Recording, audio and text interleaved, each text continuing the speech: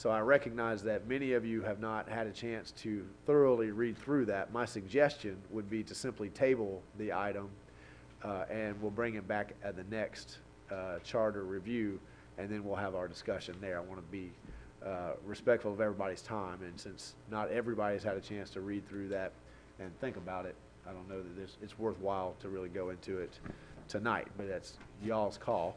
So that would be my suggestion. So I'll ask for that. Can I make a motion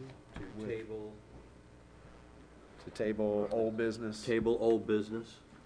Article 6, executive officers. Can we table that to our next meeting? Okay, I have a motion and I have a second. Are there any questions on the agenda, comments, thoughts?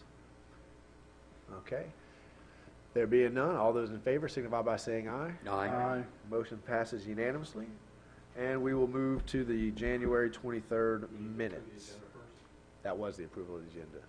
Yep. He had motion to approve the agenda with removing that item. Are we all clear that that was the motion and that was the second? Okay.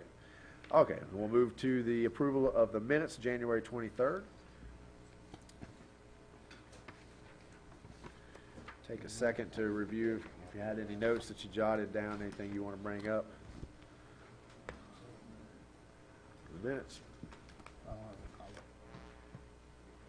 Nobody got a copy of the minutes? Oh, well, why don't we table the approval of the January 23rd minutes until the next charter review meeting? Can I have a motion to table the minutes? Motion to table the minutes. I have a motion. I have a second. Any questions or comments on tabling the minutes? Hearing none, all those in favor signify by saying aye. And the meeting shrinks evermore. All right, we'll move right. Since we don't have old business, we'll move right to new business, which is city elections. Rich, are you doing this or is it Scott? I think I'll give the overview. Please and then we'll do. dive down and work on Article 6 or Article 7, city elections. First, just as a kind of a note, Section 16, which is the city commission shall be the judge of all municipal elections and referendums and the qualification of its members, subject to review by the courts. At the time that the city commission meets to canvass the results of any election, any registered elector of the city of Newberry shall be entitled to file with the city commission an affidavit setting out the facts showing that a candidate has violated the provisions of this charter as to the manner of his or her election or is otherwise unqualified to hold office, and the city commission shall take proof at such meeting and declare the results.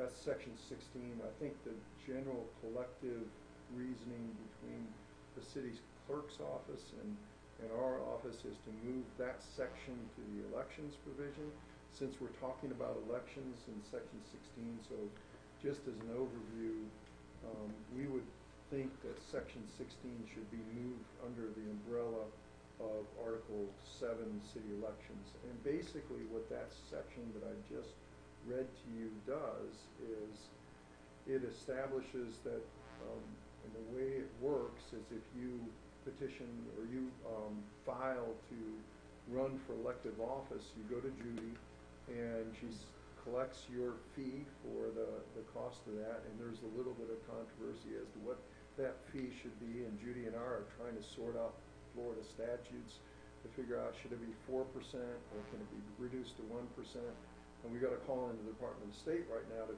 see what their opinion of that is, but we're waiting on the state to get back to us. If the state comes back with 1%, do the candidates get a refund? No. So once that money goes in, it usually doesn't come back out. So what happens for Judy's purpose, and I'm certainly going to let Judy talk about it, she's much more expert and experienced in all this sort of thing, is that so-and-so does not live in the city. And so you have to file in your application to run for an office that you are a resident of the state of Florida, you're a resident of the city of Newberry, you've been a resident for at least 6 months prior to the date of the qualifying, and you file an affidavit to that effect. So what is residency? That's typically something that's in your mind. It's not, it's a place of being that rests in your mind. If I'm stationed in Afghanistan or Iraq or Syria or whatever, I may have my voting card here in Newbury. That may be where my precinct for voting is. My house is in Newbury. My family's in Newbury, even though I've been in Afghanistan for the past 2 years. And there's much more delineation of that Judy deals with in an application process. Are you renting a room in Newbury? And your house is in Gainesville, but you're renting a room here. So where are you really a resident? And typically, her duty is not to make that determination because somebody's filing an affidavit that they are in fact a resident of Newbury. So it's not her job to test the sufficiency of that. She's got to meet the requisites, the financing, the application process, and is that person qualified to run? The voters sort out whether you're really a resident of Newbury or not. And let's say that it gets contested further, then that person that is claiming to be a resident who there's a contest over, well, then it goes to your city commission. That's what this provision says. And they hear testimony about that. And then if the person is further aggrieved by that, then they can file in the court system. And remind me, this came up with one of the Gainesville commissioners because they have districts. I think it was Adrian Hayes Santos, and somebody filed a claim that he was not really a resident of that district, and I think He just won, right? Renting a room or something like that. And Adrian Hayes Santos won that. And he said, well, wait a minute, I spent $30,000 on attorney's fees out of my pocket fighting this. Shouldn't I be recompensed for that? And the answer was no. That was a cost of doing business for being elected, and it was kind of a tough result in that regard. But again, that just kind of exemplifies this is not just a Newbury thing. This is in every city this sort of thing goes on. But Judy and I talked about this provision, and we think it's best to put that section under elections because that's where it really fits. One other point that I would make, just since we're on this, and just touching on it real quickly about officers' duties, is that in some of the drafts of this is now I'm turning to oath of office, because it kind of relates to elections as well. Section 38 of the charter, oath of office. And in some instances, the charters that Article 6, I believe it is. It's the officers. And I just wanted to point out that some of the articles or some of the charter drafts that we look at throw us to Section 876.05 of the Florida statutes. And our oath is a little more wordy than the statutory provision.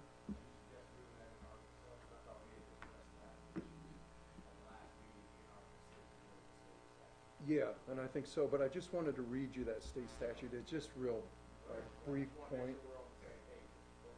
So when you're elected and Judy provides the oath of office, what it says is I, blank, whoever's elected, a citizen of the state of Florida and of the United States of America and being employed by or an officer and a recipient of public funds. So if you're elected, you receive the public funds as such employee or officer, do hereby solemnly swear or affirm that I'll support the Constitution of the United States and the state of Florida.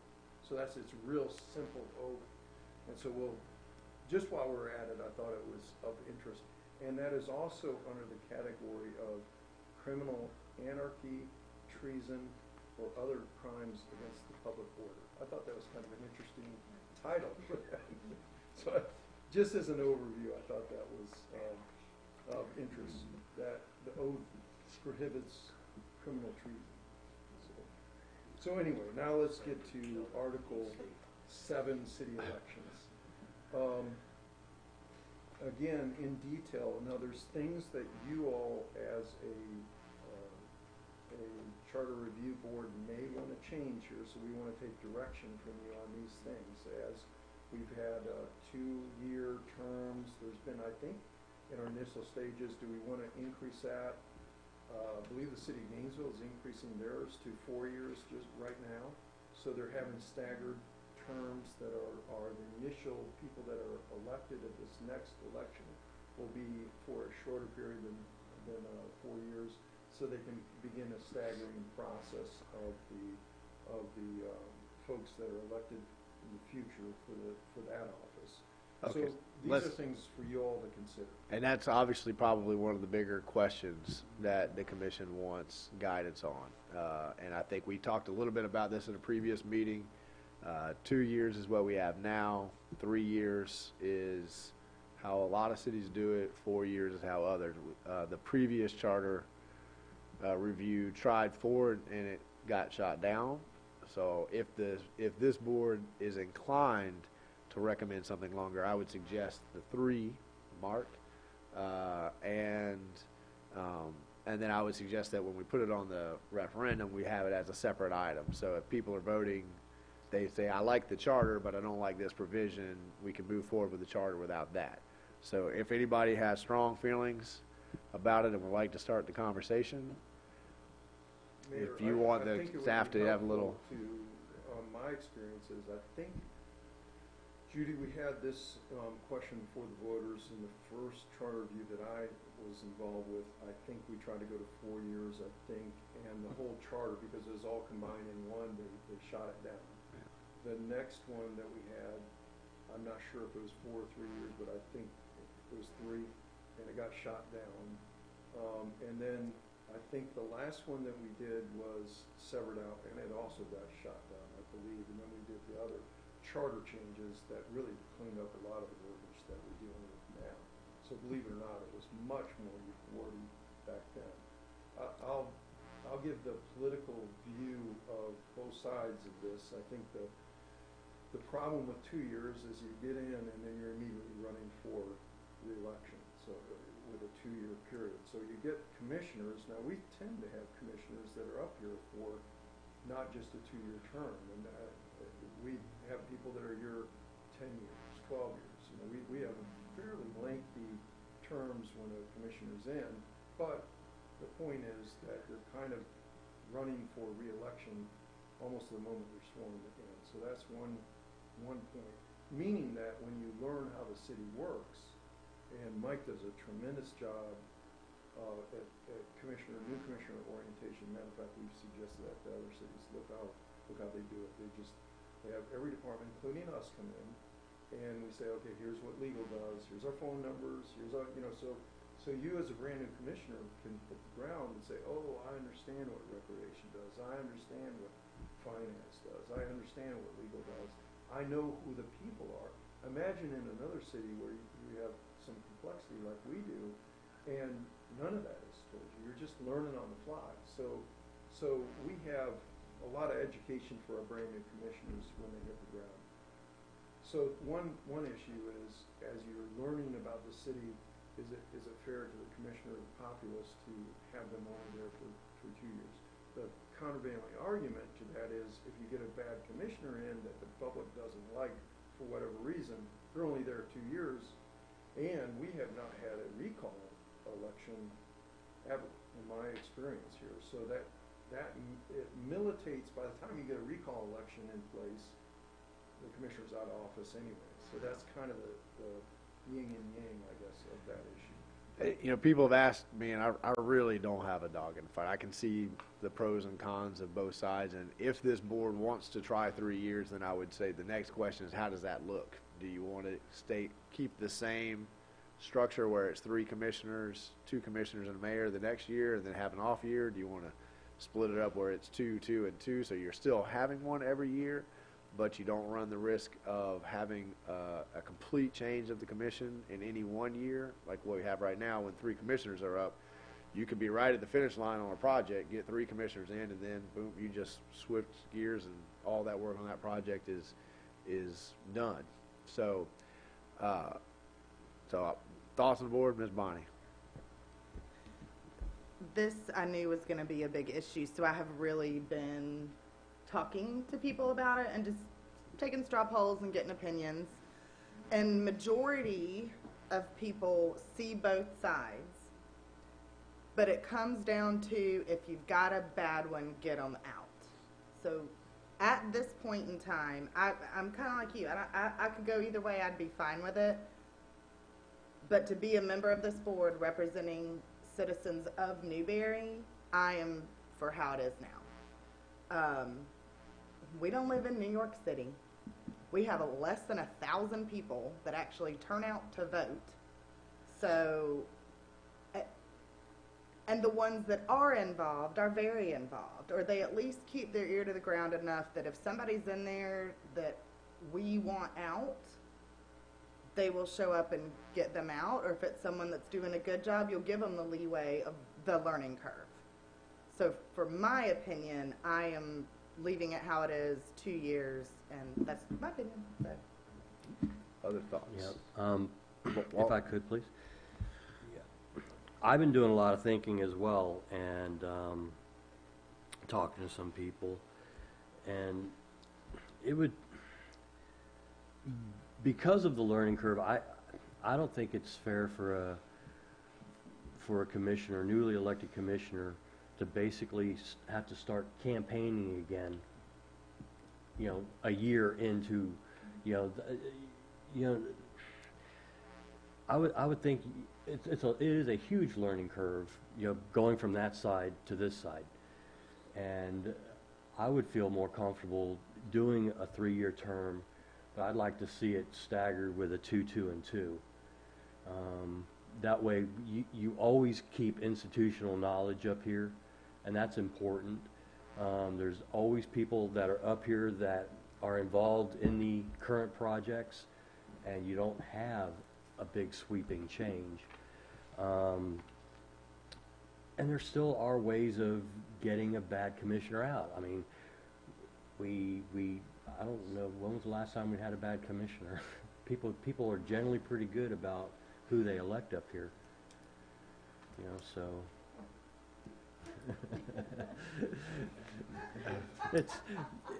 It's been a while. Other thoughts? I would say for me, this became an issue about 3 or 4 years ago. We had a really nasty election, and there was voter fatigue. People were tired of.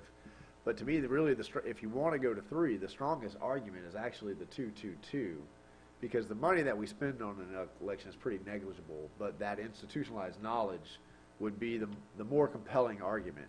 But even there, I'm not sure. Even if we recommend going to 3, the voters would pass it anyway. Right.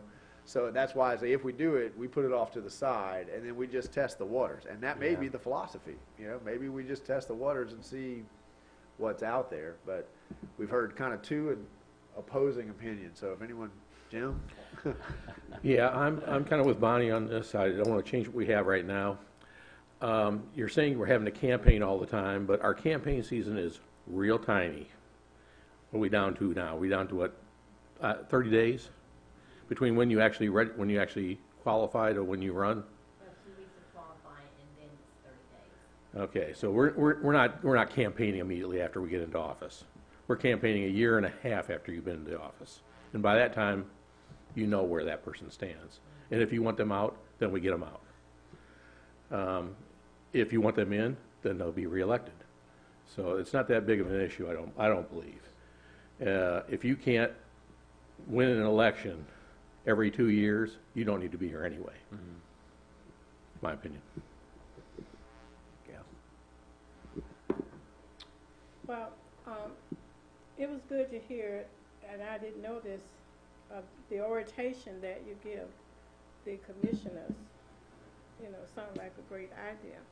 I feel like if someone wants to run for office, they would be involved in the city, they would come to city commission meetings and other events and meetings that they have. Therefore, they have some knowledge of what's going on. They just don't come in, say, green. So my opinion still has not changed. I agree with the other 2 members here to keep the 2 years as is, because my concern 2 is if you get a bad one in. And now anybody running for office. So that's my 2 cents. All right.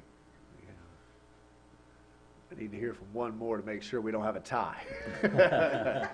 So I also talked to a lot of people about this, and pretty much the consensus I heard was that they like having 2 years precisely for what everyone else is, well, they have all This said. side. This side has said. Uh-oh. That, I mean, but that is like what everyone brings up, that if there's a bad commissioner, you only have to deal with them for 2 years before you can vote them out. And I actually agree with Jim. I mean, you're not campaigning for a whole year. And if you are, then perhaps you are looking at the job the right way. But,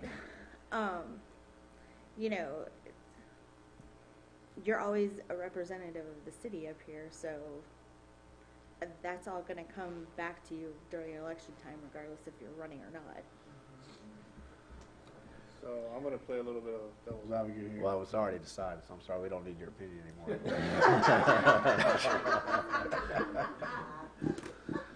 My question, I can go. I've had the consensus. I see you guys. I've talked to the people. 2 years is what. But what that boils my blood here. 2 years, because we can vote them out if we don't like them. Why do you have to wait the 2 years? If you don't like somebody, right from the get-go, we can start the process. So you're going to sit there and tell me, and I've told this to people, you're going to elect a bad city commissioner, and they suck, but we'll just give them the 2 years, let them get paid for 2 years, keep doing a crappy job for 2 years, and we'll just vote you out after 2 years. Versus, why are we feeding that? You know, why are we encouraging that? So that's my thing with the whole 2 years. Is it because it costs money? Is it because? But I'm not trying to. I agree. I like the 2 year terms as well. There's a lot of pros. I've been writing pros and cons, and I've talked to a lot of people, and the consensus is 2 years. But my question is, why are we feeding the mentality of, well, they do a crappy job, they do it for 2 years. Oh well, the city's screwed for 2 years. Pardon my French, if I. I actually had. I That's want getting to a little question on the line. how long, realistically, and how much money. Because I've looked into the recall process before, and I want to say it's pretty time consuming. It's a nightmare. How It's- long it's does it? almost And well, virtually I mean, it's impossible. virtually impossible because you Virtually need like 1,000 signatures. more than that. But how long does it take? Even if, I mean, in Newberry, the signature is never going to happen. But how long would the process take, like realistically? If you had somebody who was For- really yeah. enthusiastically going out, because part of it, the most is on the onus on the person who's initiating it. So it's a hard, difficult question to answer. But if you had somebody who's really going for it, and the town was really behind it, I 6 would months? think 6 months 8 is months? a pretty good estimate. I'm gonna rely on Judy for this too, because it's, you know, she's the one that schedules a special election, and I think it's gonna take her at least about 3 months to get that part of the processing here. And so probably, you know, the fair answer would be a couple of months of gathering. How long it takes you to gather your signatures and get those certified by the election office, I would guess is a 60-day period, roughly speaking. Now, if it was something that's burning fire and you sat out at Hitchcock's and everybody that comes by is signing off on the thing, then it might be quicker. But it's, you know, It's gonna still be about onerous. 6 months. There's more than just gathering the signatures. Then you Then gotta go get back and then also You gotta go back and gather more signatures after that. Then the individual, the candidate, the officer, the elected official has an opportunity to, respond to the charge, or I'm calling it a charge, but allegation or what have you. It is a long process. And doesn't it go up to the state at some point and Yes. come back? Yeah. But you've got to get a certain number of petitions in order to start the process, That's right. and then go back and get more petitions. So, I mean, it's really. So it could- all that had to be said, it could take 2 years for the whole recall process to happen. So you might as well save the money and keep it copacetic. Got it. That's what it comes down to for me. Is I'm trying to look at it. I'm trying to look at it in a real perspective of, let's think common sense here. Are we promoting that we can elect a bad official and say, oh well, he'll be gone in 2 years, versus why are we doing it so we can explain better to other citizens? Because let's face it, Newberry is a growing city, and people are going to want to know, well, where I came from, everybody's 4 years. Why are we doing 2 years? We can stand up and say, hey, listen, we love our city so much that if a commissioner decides to mess it up for us, 2 years he's gone. We're not waiting to do a recall. We're not having to gather signatures, waste man hours. He's gone, or she's gone, pardon me. Oh, sorry. Not to mention, it's only one person out of 5, so the other 4 is gonna offset that one person. So it's not, the craziness may sit there, but you're just only sitting there for 2 years. Which, again, is why, really, when it comes down to it, to me, the only really valid point about 3 years is the 2, 2, and 2 and the institutionalized knowledge. Because if we're right on the end of something that we've worked 10 years to create, because real economic development doesn't happen in a year. I mean, if we have it the way it is, and you have 3 commissioners, and for some reason an issue becomes political, and those 3 go, the new people can either put a stop to it real quick. But I mean, we've done it this way for a long time, so it's a risk I'm willing to take if we don't think we can get any support for 3 years. But that would be the only actually substantive argument that I can think of in favor of a 3-year period.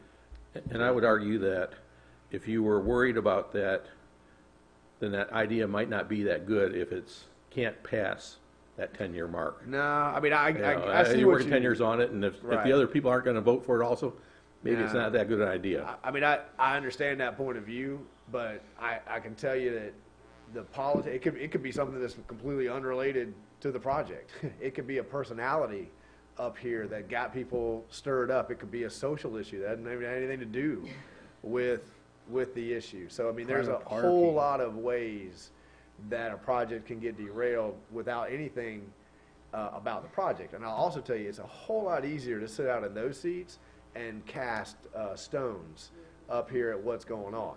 You know, so someone who's running can get people stirred up by misinformation, vague information, completely wrong information, and they've got everybody stirred up. And now all of a sudden, 10 years worth of staff time, legal expenses, all of this stuff is all out the window.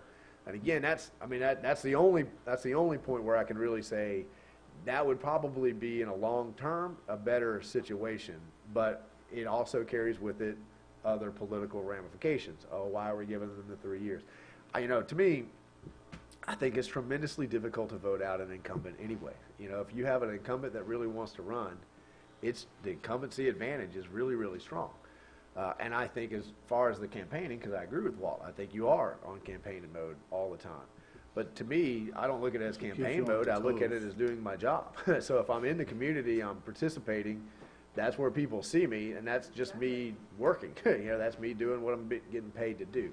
So it doesn't sound like we have. I mean, I guess my only last question is: would you want to put it on and just see what people say, as a, hey, we're not suggesting it, but let the people have a chance to have an argument, and then when you go around to talk to the people, you can say, the committee's not really in favor of it, but we wanted to give you a chance to say yay or nay, and here's the arguments that were presented on both sides. Can I ask legal or staff? Not for anything, but it seems I'm in agreement with the whole commission. 2 years, my question is the mayor seat being on the dais, is he subject to that 2-year rule? Because it's not for anything. I feel like for a mayor position to be up every 2 years as well. I think it's a disaster to try to separate me out. I'm not saying it because it's Mr. Jordan Marlowe here, but I'm just, it's figuratively speaking. I feel like a mayoral position, huh? Wow, I just got shunned. I mean, I think you're actually She making just straight up like, this is private property. And I'm not trying to be, sometimes I think we just make a bigger deal out of stuff than it really is. I mean, we've just No. heard everyone's opinions, and we're still talking about the same thing. Are you gonna change your mind? Nope. Are you gonna change yours? I'm not changing mine. Are you changing yours? Not unless I want to drown. No, it was a question strictly, it was strictly on the one position of the mayor's seat, not the commission seat. Yeah, but I didn't know, I was asking legal, in there's, in making it even more. but I was asking complicated if, than it in a legal aspect, if it was something, if there is a difference there. Yeah, I if it- think you could always. That's all it was. It do wasn't. anything. It wasn't going against the whole 2-4. Strictly, it was the mayor's seat that I was. Yeah. I think you're actually making a really good suggestion for that institutional knowledge. I think politically, it's a non-starter. I think it wouldn't go anywhere. Jim? We've agreed we would like to do 2 years. Is there a way to put on the ballot to ask what the, That's my. Public shit. would like- Put it off to the side. put it as a side Say- issue and not have it vote down the Right. change of And the it- charter? And that way, because ultimately, these questions should be to the people, you know? And that way, you put it off to the side, separate issue, and then you can go out and you can talk to people and say, I disagree, I think it should be too, but we wanted to ultimately hear from you. And then when they say, is there any reason why we should, you can say, well, this is what we talked about, these were the issues presented. Well, And I just wanted to put out there that I don't have a problem with the 2-year terms. It's what we've done for a long time. I was just putting the cons out there that I see as 2-year terms. It doesn't mean that they're bad, but they are still cons. And it just seemed, my biggest thing has always been institutional knowledge, and that's why I brought that up. And it seems like that we are always at that risk of wiping out a major portion of, you know, people who know stuff, you know, really know what's going on, you know, in the agenda packets that they get every day or every two weeks, every meeting. But you know, and that's why I presented the 3 years with 2, 2, and 2, because it tends to preserve that knowledge, and it is. I feel like it at least is something that should be presented to our citizens and let them make that determination if they see it the same way. what do we think about the idea of leaving it as 2 in the charter, putting it as a side vote? Would you be willing to increase the terms to 3? Leave it as a standalone issue? Let the people, Yeah, whatever. okay? Do we need a motion on that, or is that, you'll just bring it back to us next time, and it'll, Rich? Well, You have, yes, like, a a lot of motion would thoughts be in good, that but head. if there's any reconsideration on this, I do want to, while we were having the discussion, I pulled up the recall, the municipal recall statute, and I think it confirms a lot of what Judy and Scott were saying, but it is definitely an involved process. If the petitioner doesn't follow the rules to a T, then to the commissioner's benefit, it will die and the process ends a lot quicker. But if everything is followed to a T, I mean, you're talking about, you know, the petition has to state, they've got a word limit in terms of stating the grounds. Then you have to seek for a city of the size of Newberry, 5,000 to 10,000 registered electors. I don't know if we fit that criteria. No, we're 4,200.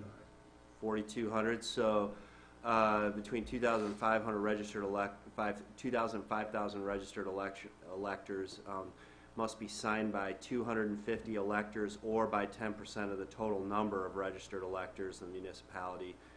Then following that, No, he's nowhere near done. no, though, that's guys. that's He's nowhere near That's done. just, that's the first, first sentence. yeah. Before you even think of it, here's what you do. So I don't know if you want me to keep going. So we hear all 26 steps I think, here. no. 26 steps. I think we, But the point is, there's no question it takes months, and then once you finally get to a point where you can have the election, you have another 30 to 60-day window to hold the election. So just to get to that point, I mean, you're talking months. Okay, Yeah. so it's not years. You're still only talking months for Dude, but 26 steps, I mean, even if you do one step a week, it's still half a year. But it's just 6 months is 6 months, having the opportunity to get somebody out at 6 months after, you know, or leading Yeah, up if you to know the that they're a 2-month really period, bad one 2-year right off the period. bat, you Yeah. know. Is there an average cost of what this would cost the city? I mean, it's just extra, not like an unnecessary expense. That's a Judy question, really. How much is the special election cost us, Judy? 6,000? It'd be about the same as the regular election. You'd have to go through all the same steps, the advertising. It's not and, necessary. Poll worker training, 'cause they have to be trained, they have to be trained for every election. No matter if it's 2 or 3 a year, they have to go each time. You know, run on the equipment. Okay, well, I'm- it looks I'm- like I'm- we've got some consensus here. So, Rich, are you gonna want a motion on everything we say, or do you just wanna take notes and then bring it back in the next? We can do that. You wanna do that? That's Okay, fine. in the interest of time. So you guys will bring us back verbiage that leaves it at 2 years, but takes note that on the ballot, we will give the voters the option to make it a 3-year term, staggered 2-2-2, and then we'll just let it ride, okay? I think my next issue in this section, So I'm I'm number sorry, 45. Ms. Bonnie. Okay, well, so we're talking about putting it on the ballot. Would you be interested in doing 3 years? Because the next thing after that's gonna be, well, who are the first two? How are y'all gonna have that set up? Do we need to go into that? I don't Of think we if need they to. do decide they want to do 3, is that our? I mean, usually the way that it works when you change the term length, everybody fills out their term, and then you just go. So if it was me and Jessica's up, well, I still am on a 2-year term, so I still have. So you'll have a period of time where there'd be a stagger. It'd be. a So little is that confusing. going to be included in the language that would be on the ballot? It would say, if you choose to do 3 years, here's how it would be, blah, blah, blah, blah, blah, blah, blah. I think that I don't think so, because I think people just want to have a simpler Yeah. question I on the think that's too ballot. much So verbiage, this 'cause is you're just limited. asking Do you want- if you're interested, yes or no? Right, would you vote for your commissions to move from 2 years to 3-year terms? Yes or no? And That's then would that start immediately if for some reason people voted yes? It Would that would. start, No, it would fill out, like, let's say, well, we haven't determined when we're gonna vote on this, but if I'm elected, I fill my term of election. So I don't just automatically move to 3 if I was voted in for a 2-year term. But the next time I run, if I win, now I start my 3-year cycle. So everybody so even if we have this referendum on election day, the people who are elected that day would still be a 2-year term, because we haven't worked out all of those details that you're bringing up. We just have to figure all that out. So it'd be the next election where it would actually kick in. of a okay, so 3-year. if for some reason the voters said, yes, we're interested in this 3-year, and while we're working out these details of how that will work, if the voters then heard all these details and said, whoa, we don't want to do that, is there an option for them to then vote to not do it? Well, Or are they I just- stuck with it once they say, yes, we're interested? And then mean, we it's up could- to us to figure out the details. I mean, if the voters say yes, then I think you have a referendum that says yes. I'm just not sure how in the weeds we can get on a ballot, because if you try to explain all of that on a ballot, people are going to vote no just because it's long and confusing. And you got 2 options. If you go to 3 years, you can do the same structure that we have now, but you just have a gap year, or you go to 2-2-2. So I'm not sure. I honestly think they Necessarily. entrusted. Hang on Sorry. one second, Jessica. I think what you're asking is, so if there is a referendum question with a yes or no, it still would have to go through all of the steps, if we're not finished, of rewriting the section. Right. So if we're done, then they would have to amend the charter again. And then that would go to a vote. Well, hang on, let Scott answer that question, because I wouldn't We'll view it bring that you way. back the language that would be in the charter, Right. so we'll have that. The language that's on the ballot will be pretty simple. That part of it should there be a 3-year term for the city commissioners and the mayor staggered on a 2-2 election cycles, 2 people elected every year. That would So be. those details would be worked out, they just wouldn't be on the ballot. So everybody could read it, everybody could see it. But our if it- language in the charter will be specific as to how each seat will be Right, but I think the question was, would the referendum start all of that? And if, like, for instance, if we're done next month, and we have the charter stuff, and it didn't include that, and then the referendum happens, the charter would still have to be We'll bring back amended and specific revised. language that would be the meat of the charter that specifies how it would work. And then when we get to the very end, we're gonna come up with then ballot language that you also will approve and the commission will approve. So it'll be separate, but on the ballot, it won't be as delineated as what we'll have in the charter amendment. So when people have an opportunity to vote, they'll be able to come in and see all the changes that we've made, which probably will be one section, and then we'll have a standalone section that, do you want to keep it a 2-year term, or do you want to go to a 3-year staggered 2-2-2 term? What do you want to do? And it will look like this: 2-year term, which would be identical to this, or 3-year with staggered terms. But no different than any other part of this charter. I mean, the people who vote on this are gonna have to do their homework, right? Because we have our existing charter, and we have the charter that we're gonna put in front of them. We can't put the entire charter on the ballot. So the ballot language is gonna be, do you approve this charter or not, right? And we're gonna have to say, here's the backup material, here's on the website, look at the existing charter, look at the new one, read it. And we'll encourage people to do that, but we can't put the entire charter on and say, okay, now sit down and read the existing one, read the new one. It's going to be a vote yay or nay. That makes That's where my question comes into play, guys, is, we were chosen to be up here to try to get this stuff moving. Is this something that I don't know, I'm looking at it as a citizen, and I kind of looked at Jessica when you said the whole, you got to do your homework on this. Well, let's be honest, we had 13 amendments on the last, ballot. How many people did their homework on the 13 amendments? How many people did study just one of them? So to my question is it really, if we're going to agree that it's on 2, and we've taken a consensus as a group and done our own little polls that, that people are comfortable with the 2, why are we going to complicate this even more than it already is? If we're pretty confident that 2 is where it's at, why are we going to ask for 3? That's my question. If we were so confident in saying 2 is where it's at because we can get them out, we can do this, all these pros that I've written down, why are we going to go and say, well, we're just not too sure, let's go ask again? Well, I would say I've talked to a lot of people as well, and I would say people are fairly split. I've talked to a lot of folks that say 3 and a lot of folks that say 2. See, I hear 2. Don't have a dog in the fight, So ultimately, I think it's always been about giving the people a chance to express what they want. Yeah, I would rather give our citizens the opportunity to make that determination versus us making the determination up here. I mean, something like that, it's important.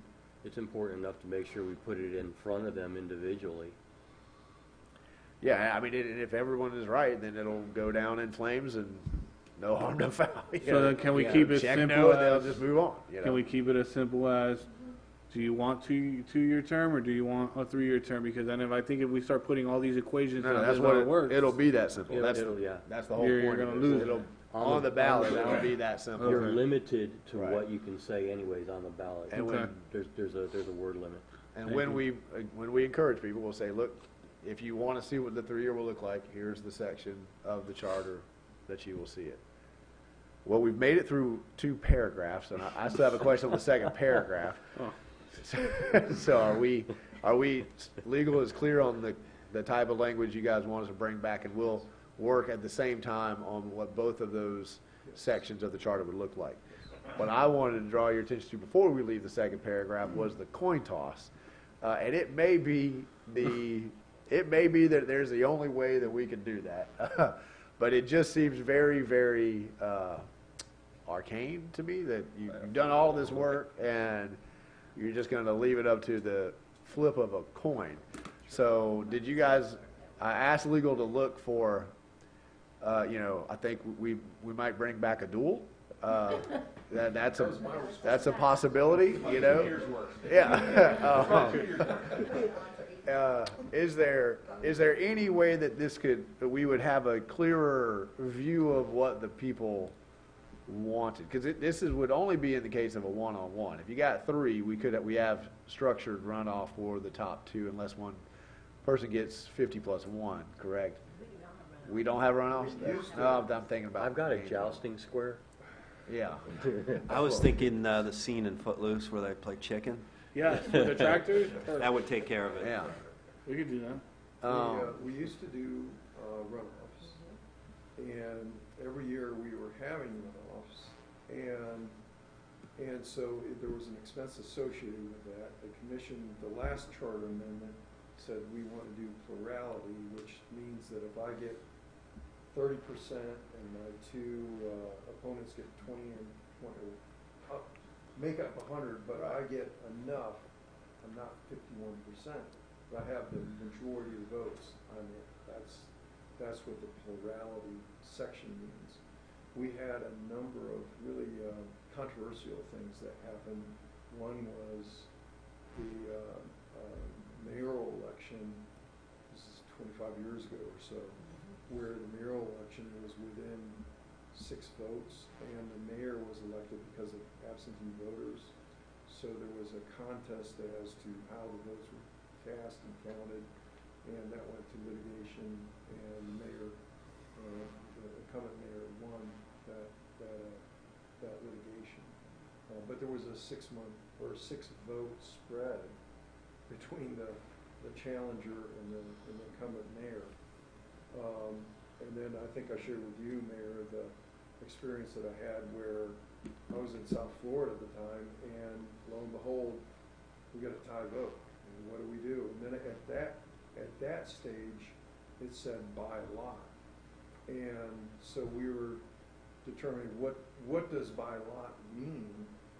And best I can recollect, it looks like this last was amended in 1977. It's a Florida statute. It's 100.181, determination of persons elected. Person receiving the highest number of votes cast in a general or special election for an office shall be elected to that office. In the case of 2 more persons receiving an equal and highest number of votes for the same office, such persons shall draw lots to determine who shall be elected to the office. And then, so that comes straight from it seems very antiquated, and it seemed, even when this happened years and years ago where we had the tie vote, it seemed very antiquated at that time. And there was additional research that we did, what does by lot mean? And then flip of a coin or draw straws. Draw straws. That was the Yeah. history, which is just wild to me as well. You know, here, who gets the short straw? Are you the long straw or the short straw? You know, what is it? Well, this happened in the 2016 election somewhere up north, and I remember, I just remember everyone was kind of flabbergasted. And it was a bigger city up north, and it was, you know, Republicans and Democrats had poured a ton of money into it, and I think the Republican ended up winning, and everyone, it was grossly unfair, and what is this system that we have? So I saw that, and I remember going over this with Judy in our last one, because we had so many people running, and we talked about it. I said, well, do you have a quarter? Because I didn't come with a quarter. So what if this happens and nobody has a quarter, you know? So Judy found a quarter. You know, I mean, it's, you know, watch what's going to happen this time, because I've asked about it, you know, but, you know, I guess there's not a whole lot we can do about it. You know, you have to, if there's a tie, except if you say we're going to have another election, special election, That would head be to head. one way to do it. And then you're just going to have the $6,000 expense to do it and give everybody another 30 days to campaign. Yeah, I would think that we're a small enough town that by lot is a good way to do it. Yeah. Yeah, exactly. And if we did have to do one like that, maybe it would behoove more people to get out and vote. If they There you go. didn't like how it happened, then maybe more people would.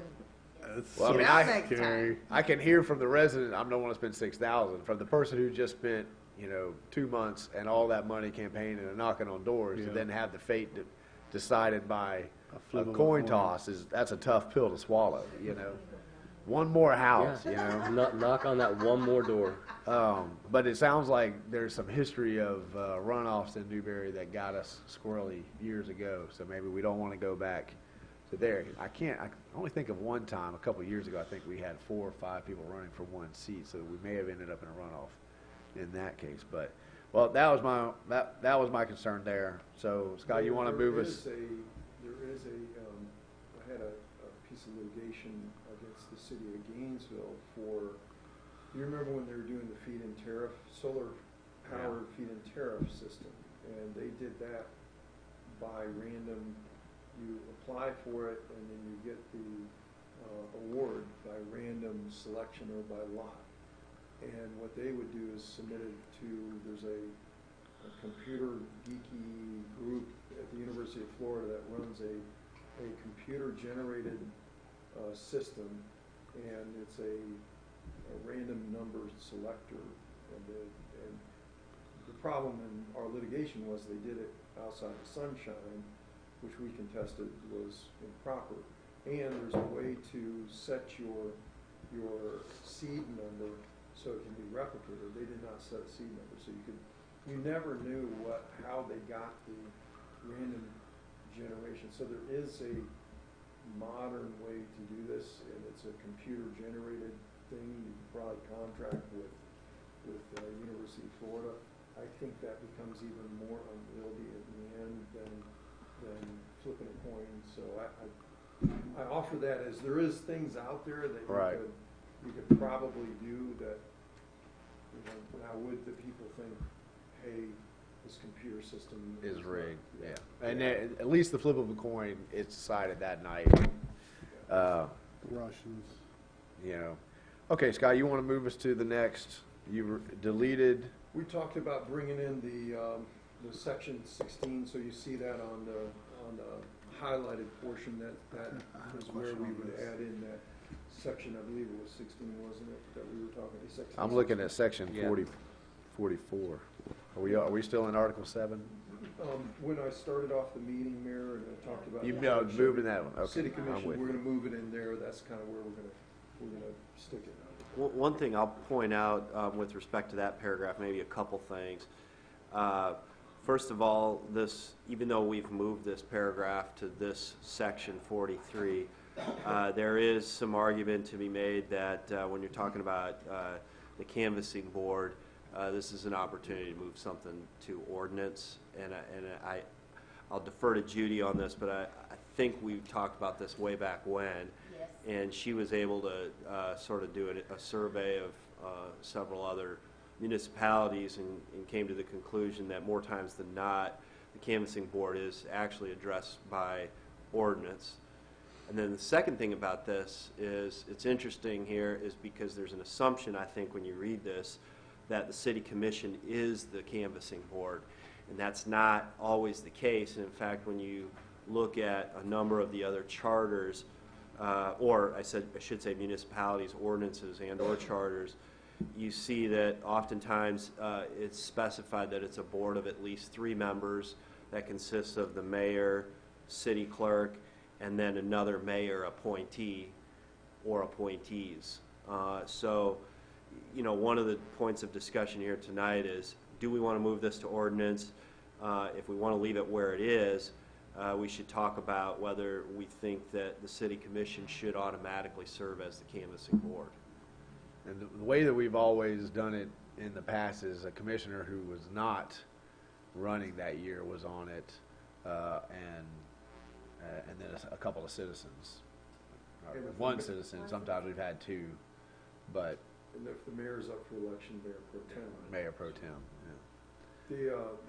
This is an area that we need to fix. This area, if we leave this as is, the code of ordinances, and Judy and I went over this, it's just confusing if you look at the code of ordinances and compare it to the existing charter. So we just got to clean it up one way or another. I think that this committee has been on the page of, if it's not charter worthy and it needs to be an ordinance, then that's where it needs to go. Would we have the same opinion here?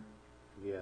I'm seeing I head think nods. what we just simply say in that is that, canvassing board shall be as comprised via ordinance, something very simple like that. Okay. And then Naeem has a question on section 'Cause, 40. yeah, that way it takes away the implication that the city commission would be the canvassing board. That's right, Walt. Okay, does anybody have any questions on section 44? Because Naeem has one on section 45. Last call for 44. All right, Naeem, take us to section 45. So on 45, the polls at every municipal election shall be open without intermission from 7 a.m. to 7 p.m.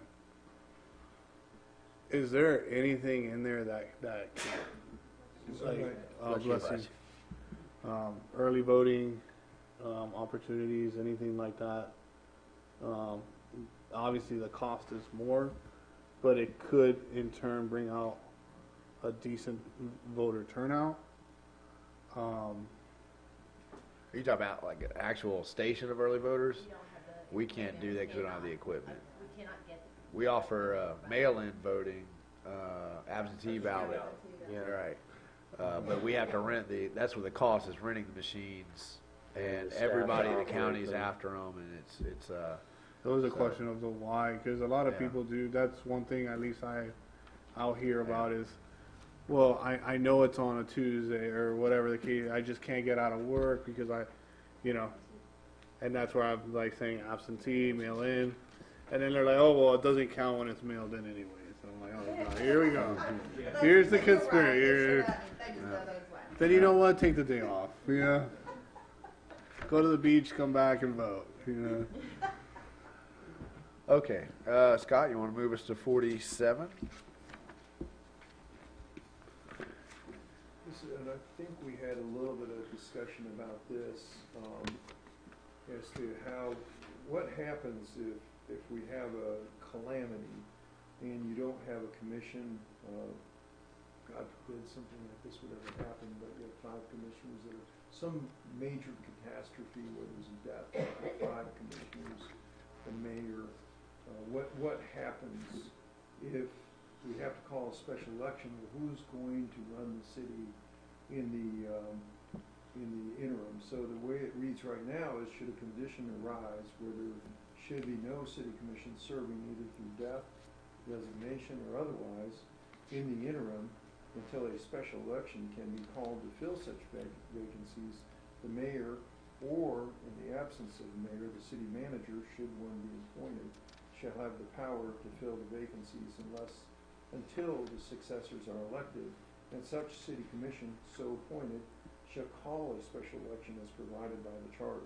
So that first sentence is a whole lot of things in there, and the reason you're putting your city manager in the place of appointing members of the citizenry to be, by the very nature, your mayor pro tem is no longer around because you've got the commission is not serving, and then So I guess my first question, 47 is envisioning a situation where all 5 commissioners have been wiped out.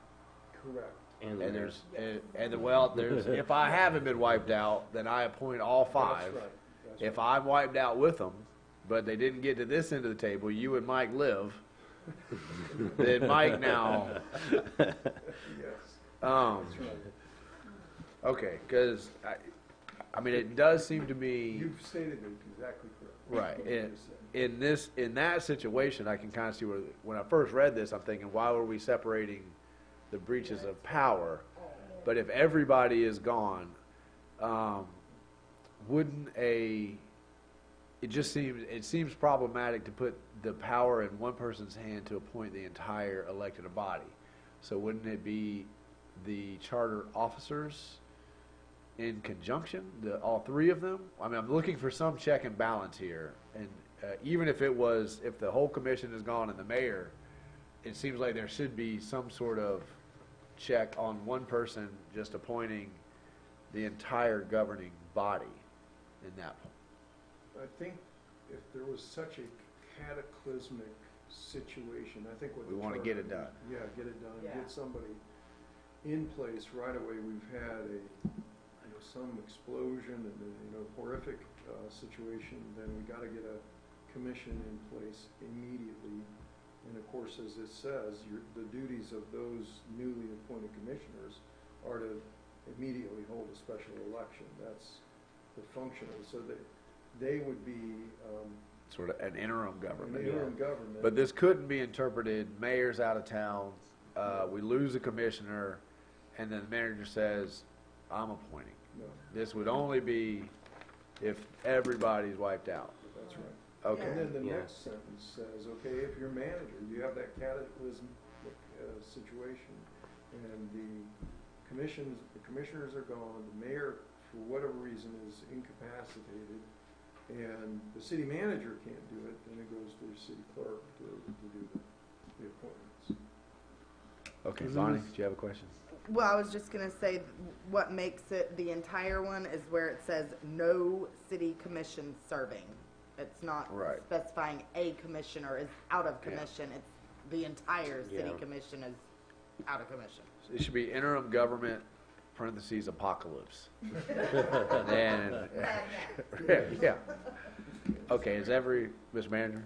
If we put in some clause about a designated survivor, where we can never have all six Right. elected officials in the same spot, one would have to be remote. Yeah, one has to go.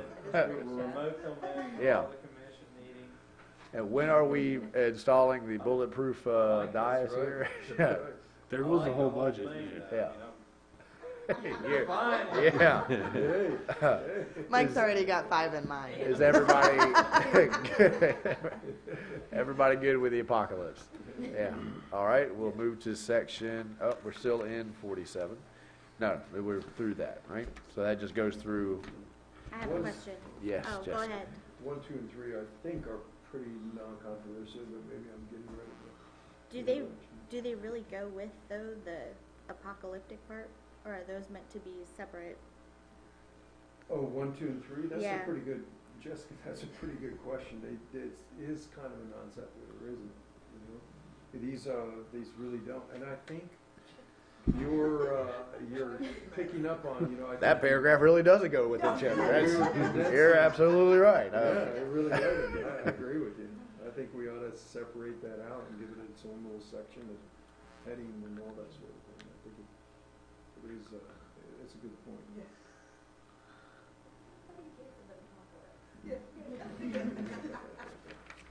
It seems like 1, 2, and 3 are just redundant about our elections. Isn't that the same? I mean, our elections are nonpartisan. Didn't we, yeah, I was gonna say, didn't we have these in some of the other sections? I don't think so. Well, I think I mean, we identify what city officers were. We did that. Right, but this has about the resign to run and, yeah. Yeah. So if, I take city officers to mean not just the charter officers, but let's say our department head in charge of utilities decided to drop or run, then he's got to resign his position and in order to run for city office. So he's making a selection, he or she is making a selection that I no longer want to be employed by the city of Newberry, and I want to run for elected office. So it's a pretty big step to take. That's kind of the gist of that. It's a pretty big pay cut. It would be a big pay cut and a big, so you cannot run for city office and keep your position at the same time. That's what that basically is doing. so. Where are we going to move 1, 2, and 3 since they don't go with the I think what we're apocalypse? gonna do is just create its own little section and then just say. Okay, so we did So is talk this about the it already. rules, like, for the city manager? Create a new section. Create a new section. Okay. So section 48, 9. Yeah. I was gonna say, is this like the Swore we did, rules because I basically remember at for the convention. city manager, cause he doesn't know what the rules are for the election? Well, he might be dead, right? I mean, it's the apocalypse, so we gotta define what's happening. So is right? that, I'm just trying to clear the air here. Is this basically these 3 steps is just, hey, these are the 3 things if this catastrophe did happen? Judy, you have to follow these 3 rules. I mean, I like how Judy survives all these situations. Yeah. That's And I'm the one sitting by the window. well, I mean, congratulations, Judy. Well done. these are our rules to begin with, period, for all of our elections, regardless of whether it's an apocalypse or not. So they're right to be here in the elections. I just think they need to Right. get another section 48. We'll put them down there. That way they are spelled out. We're in agreement with that? Okay. Let's move to, we already moved impeachment under the mayor section. And this, Whoa. Let's go back. well, you're not fine. Yeah. Jim, you guys Yeah. speak up faster. On the section, those three rules, can we move them to 47 and then move intern government to 48? Yes. Okay, that would make more sense. Thank you. All right. Are we good now? Okay. So we're moving the impeachment under the mayor, and then did we already discuss this last section, or we moved the whole thing there? We still think that's confusing. In the event there's a vacancy in the elective office and less than 6 months ensue before the time provided by this charter for holding the next regular municipal election, the mayor shall nominate and the city commission shall by resolution appoint a qualified person to fill such office for the unexpired time thereof. If more than 6 months remain before the next municipal election, there shall be a mandatory special election provided for this charter. Is that, and it seems pretty straightforward to me. What's the concern from staff about why that's confusing? Or is that not? I think it's pretty. It reads pretty straightforward to me. Yeah. I got it too, but then I'm back in the question of like, well, they're serving for 2 years, so you might as well just take this whole section out. Because we came to the agreement that we're going to vote them out anyways. We're good? We're deliberating. Deliberate. So the board. Is there any apocalypse where the mayor survives? That's really what I want to know. Well, We haven't had one yet. They here did on give you the possibility, the possibility. but they didn't yeah. give the commission a possibility at all. Yeah. Wait, but in a, Yeah, let me there ask you you go. this, Mr. Mayor, Yeah. in a state of emergency, what doesn't the city manager have executive authority in a state of an emergency? Because I Right. remember last year for Irma, But the executive authority doesn't extend to appointing the commission. It Okay. extends to making That's decisions. only when Right. the mayor bites it. And I guess I'm going to talk to Ms. True since they're deliberating. Back on the apocalypse, Sure. if, do we need a clause, let's say that 4 commissioners and the mayor are out, wouldn't it be to the sole surviving commissioner to appoint? Do we need a phrase there that says, I mean, it's pretty simple. It says no. Well, this is saying Well, when no, it no says- city commission is serving, it has everyone gone. so For this clause to come into play. but It's no. So what if would 4 it- commissioners But- gone and the would it be mayor's this gone? Wouldn't it be this last? Wouldn't it be this last paragraph that we were just talking about? Well, in that only case? gives the mayor the ability to appoint, right? Do we need to specify, right, that if there's only one, the mayor appoints and the commission votes by resolution. So it's kind of like a Supreme Court. The president puts a name out there and then the Senate says yay or nay. So, but I don't see anything in the apocalypse. If we've lost four commissioners and the mayor, and I have one remaining commissioner, does it go to the commissioner to appoint everyone, or does it go to the manager to appoint everyone? Because the only thing in the clause is the manager. I don't know. Can Matt Hersom I elect everybody?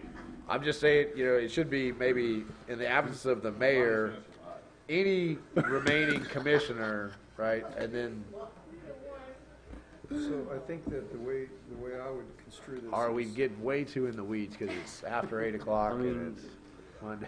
I think it is there's no commission serving, 0 commission serving.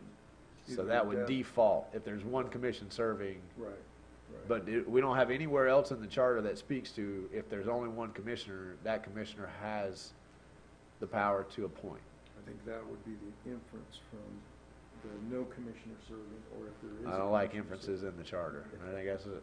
serving. We argue about inferences all the time. Yeah, But that, you know, the way it reads is, should a condition arise where there should be no city commission serving? So that would mean that 0 commissioners have survived the apocalypse. And if there is a mayor, then the mayor appoints the interim commission to move forward. If there's no commissioner and no mayor, then it falls to the city manager. So by inference, that if there is one commissioner still there, that commissioner would appoint the Becomes the de facto mayor. de facto mayor and would appoint the order. And you don't think we need to, I think you're right with the way it reads. I think it does. I mean, I can imagine, in that situation, that person is gonna step up. In I'm practice. seeing a lot of, you know. Yeah, there might be only 4 people left in I town. mean, if there's an apocalypse, there's a lot more to worry about than Yeah. one commissioner picking out. If I was asked opinion-wise. what I do can't you do? imagine a judge Right. disagreeing with that situation, but now's the time to ask, because we don't wanna do this for Don't another 10 disagree years. with that at all. Would you maybe add, if there's a single commissioner, the commissioner would Then what would you do if there's assume 2? mayor? But if you had two, Well, 2, yeah, if 3. you got 2, then you start, yeah. Yeah, I think leave it the way it is and Yeah. let the Go down that apocalypse rabbit hole. happen. You just gotta make Figure sure out- that the mayor pro tem Yeah. succumbs to the apocalypse. I mean, apparently I'm dead, so I mean, Listen, my only concern is that if there's no commission and there's no mayor, but all of a sudden Mike New survives all of this, like, what? Yeah. Is it that Grand Marquis that saved you? we're gonna. He's not in the Grand Marquis anymore. Okay, are you guys done deliberating? We Do you are- have anything from those deliberations to report? If we're Oh, we're moving on to good. section 48 now, the impeachment of office It's- is the section. We're out of that- section 48. We've moved that into the mayor section, right? So we're, Right. The one. or is point that the deliberation point? Well, it was, and Rich Even you- brought up a good point there. Why are we having malfeasance, misfeasance, and nonfeasance of office for the mayor? You know, we have a recall petition that can recall the mayor. Why do we have this in there? And that was kind of the question, and I think it's pretty good. So we talked about that earlier about the statute. I was on step 1 and I was shut down after that.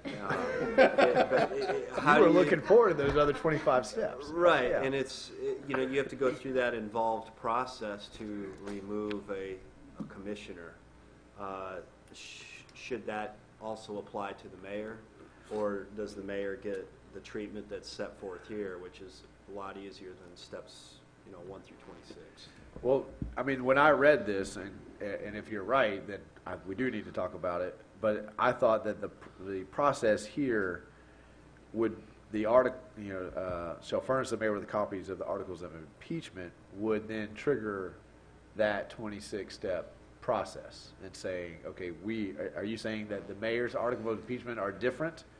This says it shall require 4 affirmative votes of the fellow commissioners to impeach the mayor.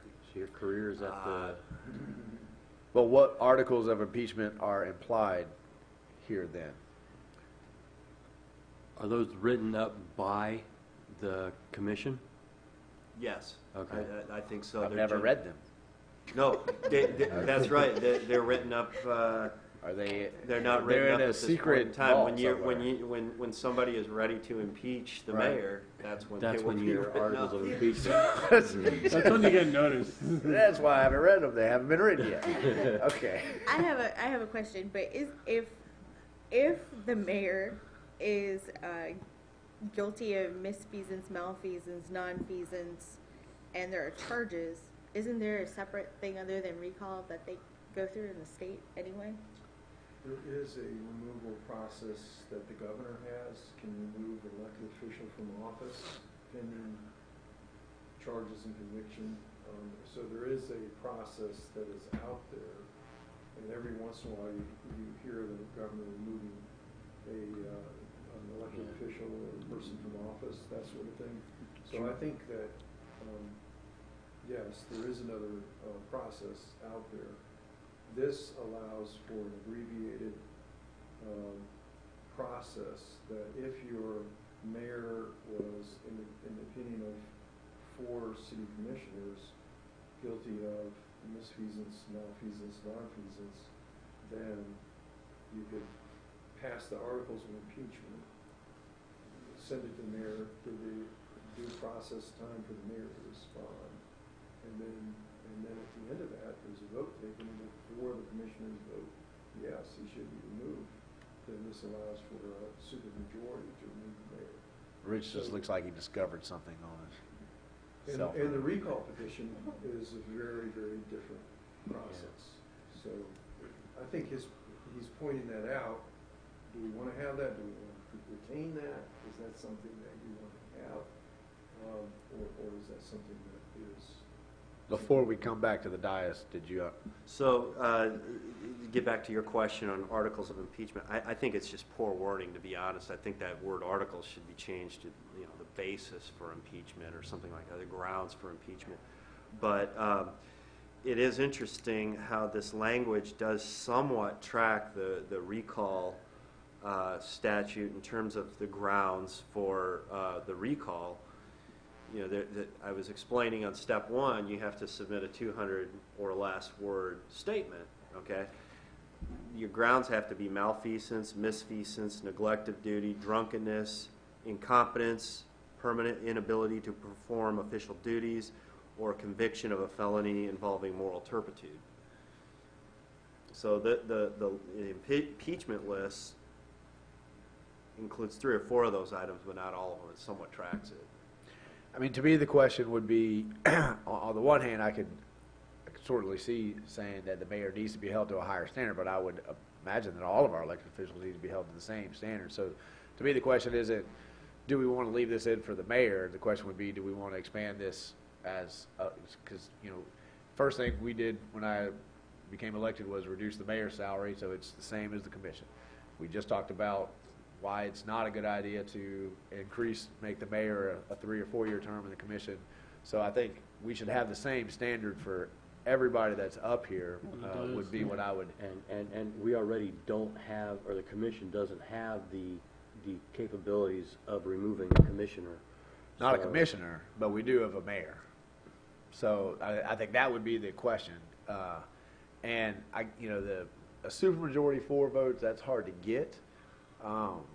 But I think it's treacherous water when you let elected officials into the realm of removing other Yeah. elected officials. It could get But- political really quick. But getting 4 people to agree to that is a pretty high bar.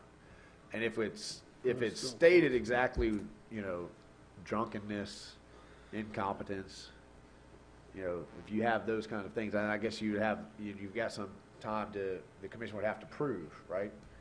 Right. They'd have So to who have- is if the mayor's response is, I wasn't drunk, right? That was NyQuil,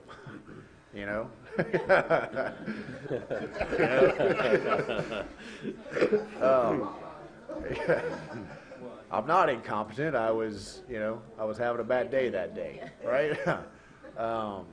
Who is there's no judge and jury, it's just a written response and then the 4 commissioners. I think what we would do is say, okay, due process-wise, what do you need in time to respond?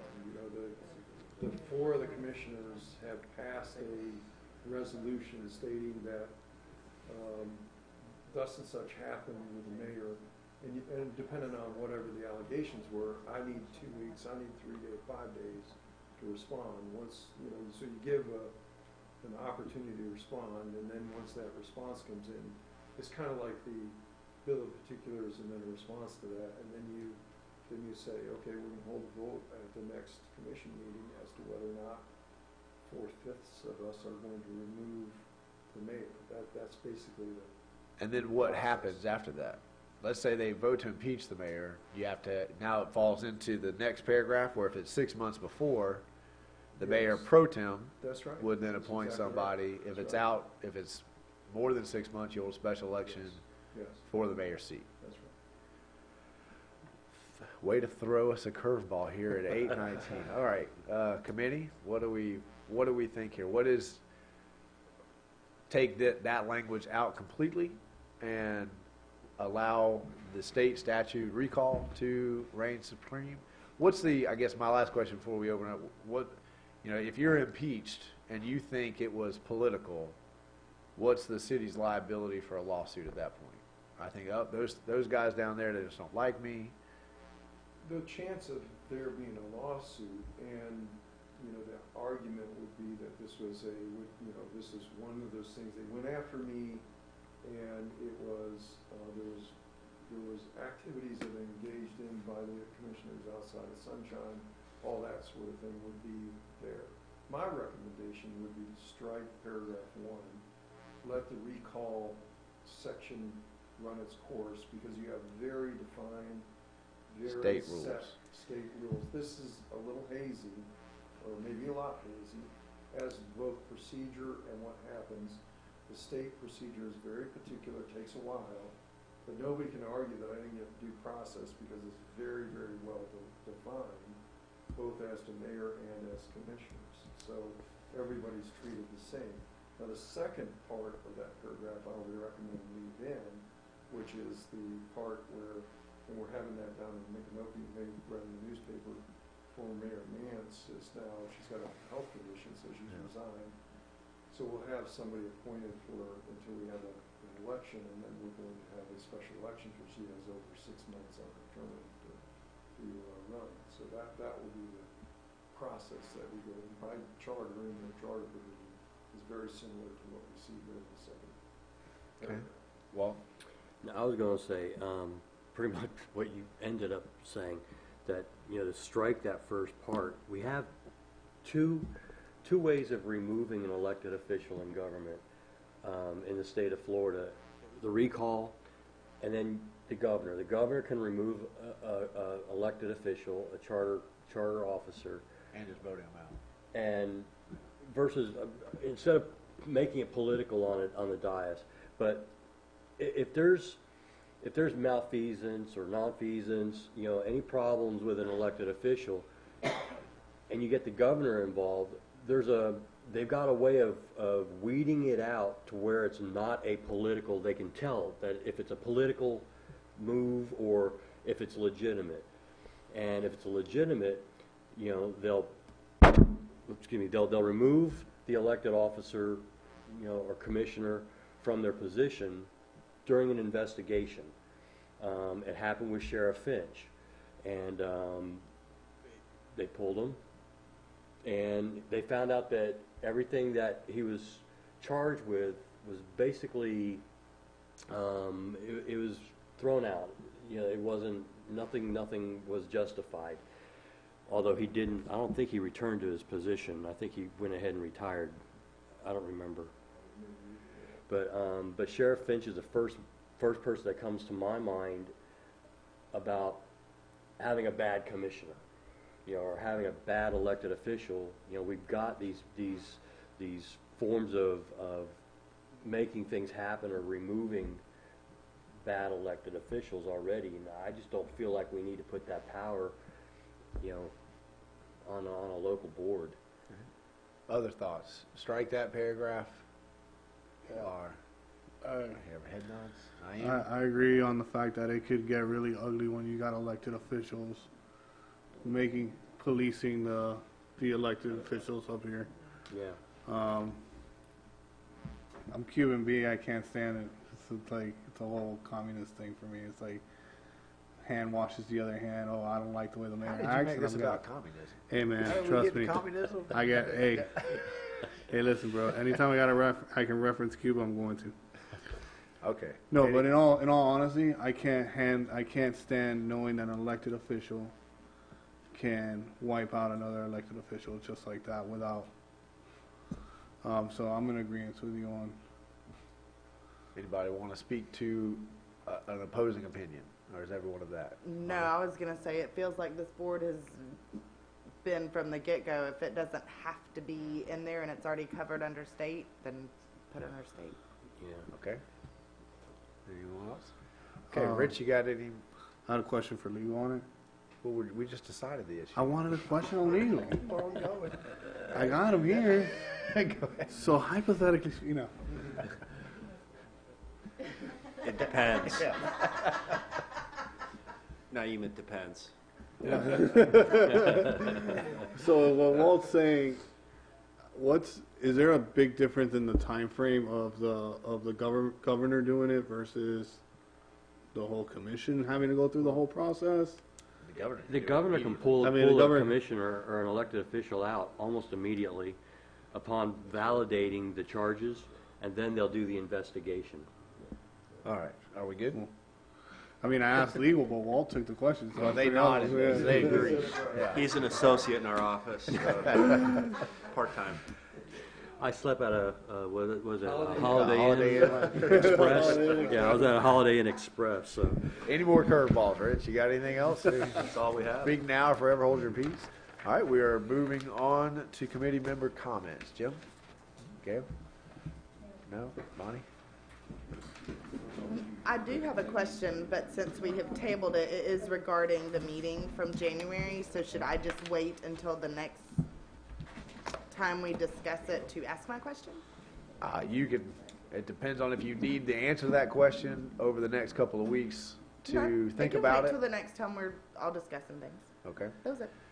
If it's something that might guide legal in terms of what we bring back next month, I wouldn't mind hearing the question. Well, We and can- what we've emailed today is what we're bringing back, because that's what we're sending everybody home to read. But I guess what you're saying is if your question is going to change, but she hasn't read that, Oh, okay. right? We haven't had a chance to. Or Bonnie, Yeah. if you want to send us an email and say, hey, what about this, or whatever, that's fine. After you've had a chance to kind of read it, Well, I study can, it. my question is going to be, it's not so much for legal. I heard a lot of discussion, because I did go back and watch that meeting.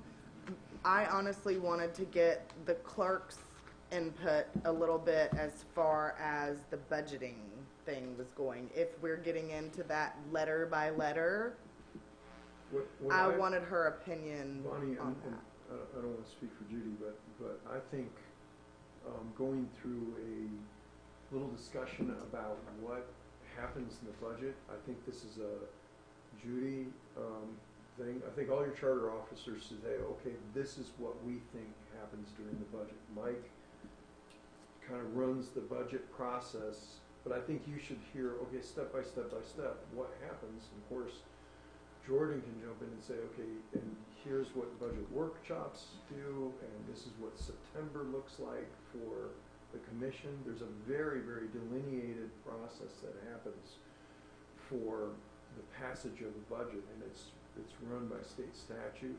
And so I think giving you guys that kind of knowledge to know, okay, this is what happens for the budget. For instance, how do you set legal budget? What do I do with input to set the budget for legal for the coming year? And just to give you a little precursor of that, legal's really different than I think, city clerk sees her budget year in, year out, and it really doesn't have a lot of contingencies, whereas legal, we could have a lawsuit. There's all kinds of things that can happen different for legal. So then all of this goes to your city commission, and ultimately the city commission makes its choice and decision on, hey, do we need a new fire truck? How are we going to fund it? What are we going to do? I think you should have some knowledge about that process. But I think there is language that's in your email that speaks to that That's question already. correct. So if you read it, and then I think you could email Scott and Rich questions, you can email Judy, over the interim time period in that Perfect. way. But that way, if Totally you fine. look at the language that's in there, Totally get fine. your thoughts, and then you can kind of have, because all of you guys are at any point in time welcome to have one-on-one conversations with the manager, the clerk, legal, and say, hey, that way when you come in here, you're ready to go. I just didn't know if I could have that conversation with Yeah, absolutely. the clerk on our own, or if that was under whatever. it would be. Sunshine. No, that's Okay. gaining, that's You just gaining can't talk to each other. education. All right, well, Yeah. get ready, Mr. No, that's Yeah. perfectly fine. You can do that with Judy, you can do it with me, any legal, do it with Mike. You guys are Yeah. entitled to understand, how does this sausage get made? That's, Jessica? Naeem? Yeah, thank you. Walt? Yeah, I just want to put out there that we're going to have a farmer's market out at the old Kincaid lot right over here, March 12th, from 4 to 7. So it'll be the first one, and should be, hopefully, we'll have some vendors out there, some fresh beef, and all kinds of good things. And on Thursday at 6 o'clock at the parking lot here in Newberry, we're going to have a billboard reveal where we have City of Newberry has partnered with HPW to put up a billboard to help raise awareness of the opioid issue in Alachua County. So if you can come out, it'll be real short, 30 minutes. You know, we'll have a couple of comments and we'll reveal the billboard, and well, that'll move on. Citizens' comments? Hearing none, we are adjourned.